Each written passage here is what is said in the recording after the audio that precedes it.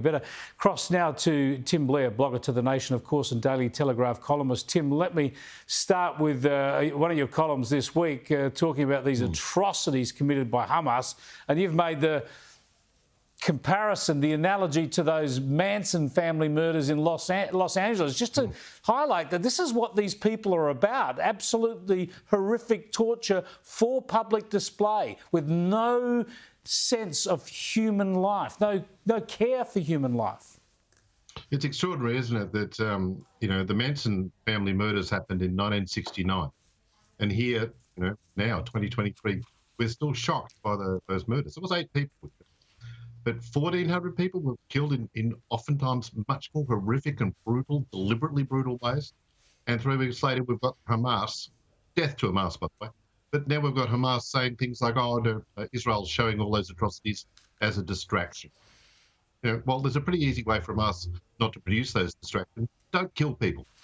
Well, it's just sickening. I saw Andrew Bolt earlier this evening point out that some media have referred to the hostilities breaking out on October the 7th.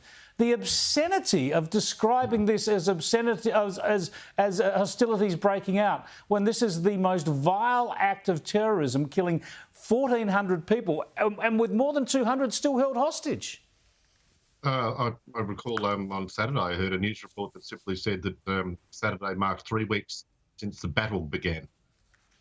No, it wasn't the battle beginning. It marked 3 weeks since brutal, subhuman Hamas forces invaded a music concert and began destroying people, destroying families, separating children and babies, raping victims and taking hostages. Absolutely. I mean, it's a classic example of the great Orwell warnings about language polluting thought. Unless you use the right language here, you completely diminish what's gone on and you hide the facts. And that's why people use that pathetic language. Let's finish on a slightly more amusing note, I think, and talk about how this transgender issue is now even ended up in the world of wrestling. Imagine that. You're a female and you wrestle against a biological male. Yeah, I wouldn't fancy your odds too much, although I noticed that one or two of the female wrestlers have prevailed against their trans competitors. Now, I've noticed that some people in this, some commentators in Australia have said, "Oh, look, we overrate the risk of transgender people swamping female competition."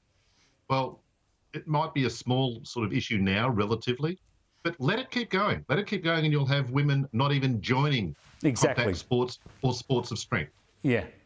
Just kill it all off for women. Hey, and Tim, I want to put up something you've drawn our attention to. This is a court artist drawing of a bloke who's up on cryptocurrency charges in the US. Have a look. We've got a photo of the actual crim, the alleged crim, and the artist's impression. We all want that artist, don't we?